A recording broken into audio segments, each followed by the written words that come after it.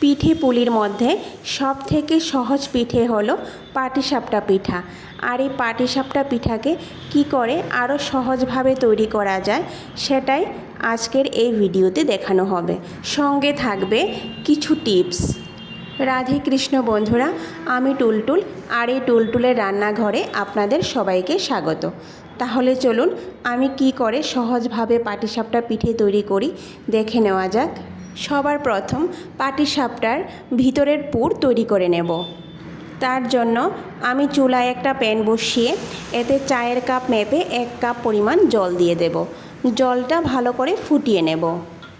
এবার 1 কাপ পরিমাণ গুড় দিয়ে দেব। গুড়টাকে ভালো করে গলিয়ে নেব। মাঝারি আঁচে অনবরত নাড়াচাড়া করে গুড়টাকে গলিয়ে নেব। গুড় গলে যখন এইভাবে একটু আঠা আঠা হয়ে যাবে তখনই আমি একটা নারিকেল কোড়া দিয়ে দেব। নারিকেল কোড়া দিয়ে ভালো করে মিশিয়ে নেব। আর 2 থেকে 3 মিনিটের মতো নাড়াচাড়া করার পর দেখবেন নারিকেলের মধ্যে একটা আঠালো ভাব চলে এসছে। আর এই অবস্থায় আমি চুলার আঁচ বন্ধ করে দেব। দেখুন আমাদের পুর রেডি হয়ে গেছে। একটা সাইডে রেখে দেব। পিঠের ব্যাটার তৈরি করার জন্য আমি একটা মিক্সি জারের মধ্যে চায়ের কাপ মেপে 1 কাপ পরিমাণ সুজি দিয়ে দেব। তারপর এর মধ্যে 1 চামচ চিনি দিয়ে দেব। দিয়ে ভালো করে গুঁড়ো করে নেব।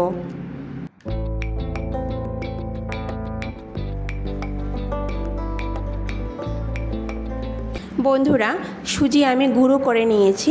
এখন একটা পাত্রে ঢেলে নেব। এখানে আমি যতটুকু সুজি নিয়েছিলাম ঠিক ততটুকু ময়দা নিয়ে নেব। আমি এখানে 1 কাপ সুজি নিয়েছিলাম, তাই এখানে 1 কাপ ময়দা দিয়ে দেব। খুব সামান্য পরিমাণ লবণ দিয়ে দেব। তারপর সেই কাপের হাফ কাপ পরিমাণ চালের গুঁড়ো দিয়ে দেব। চালের গুঁড়োটা বন্ধুরা এখানে অপশনাল, চাইলে আপনারা নাও দিতে পারেন। এখানে আমি 1 কাপ সুজি, 1 কাপ ময়দা আর আধা কাপ মানে হাফ কাপ চালের গুঁড়ো দিয়েছি। এবার সমস্ত শুকনো উপকরণগুলি ভালো করে মিশিয়ে নেব। তারপর অল্প অল্প করে জল দিয়ে একটা ব্যাটার তৈরি করে নেব। বন্ধুরা, আমি কিন্তু এখানে পিঠের ব্যাটারটাকে হাত দিয়ে মেখে নেব। এখানে রইল ছোট্ট একটা টিপস। পিঠের ব্যাটার হাত দিয়ে যত ভালো করে মাখা হবে পিঠেগুলি কিন্তু ততই ভালো হবে। বন্ধুরা, 7 থেকে 8 মিনিট সময় লেগেছে আমার এই পাটিসাপটা পিঠের ব্যাটারটা তৈরি করতে। 7 থেকে 8 মিনিট সময় ধরে আমি এই পিঠের ব্যাটারটাকে ভালো করে মেখে নেব। আর এইভাবে অল্প অল্প করে জল দিতে থাকবো।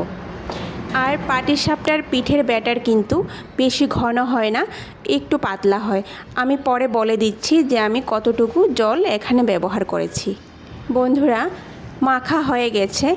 এখন এই ব্যাটারকে আমি 30 মিনিটের জন্য ঢেকে রাখব।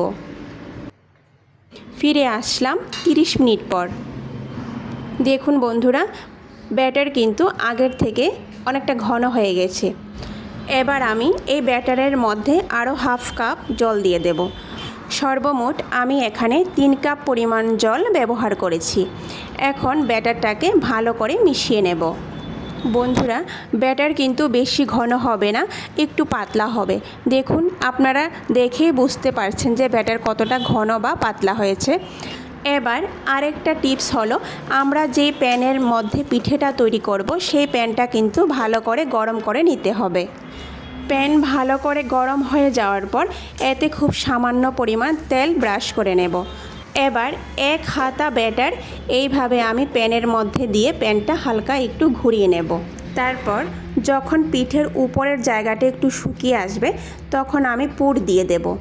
পুর দিয়ে এইভাবে হালকা হাতে একটা চামচের সাহায্যে পিঠেটাকে ফোল্ড করে নেব। দেখুন বন্ধুরা, পিঠেটা কিন্তু প্যানের মধ্যে একদমই আটকে যায়নি, আর পিঠেটা কিন্তু আপনা থেকেই উঠে আসছিল। একটা পিঠে আমার তৈরি হয়ে গেছে। এইভাবে আমি প্রত্যেকটি পিঠে তৈরি করে নেব। আর একটা কথা বন্ধুরা, প্রত্যেকটি পিঠে দেওয়ার আগে কিন্তু প্যানের মধ্যে তেল ব্রাশ করে নিতে হবে। আর প্রত্যেকটা পিঠে দেওয়ার আগে ব্যাটারটাকে একটু নাড়াচাড়া করে নিতে হবে। তাহলে বন্ধুরা ভিডিওটি সম্পূর্ণ দেখার অনুরোধ রইল। আর ভিডিওটি যদি ভালো লেগে থাকে তাহলে সবার শেষে লাইক, শেয়ার আর সাবস্ক্রাইব করে দেবেন। নমস্কার, আজকে এই পর্যন্তই। কথা হবে আবারও পরের ভিডিওতে।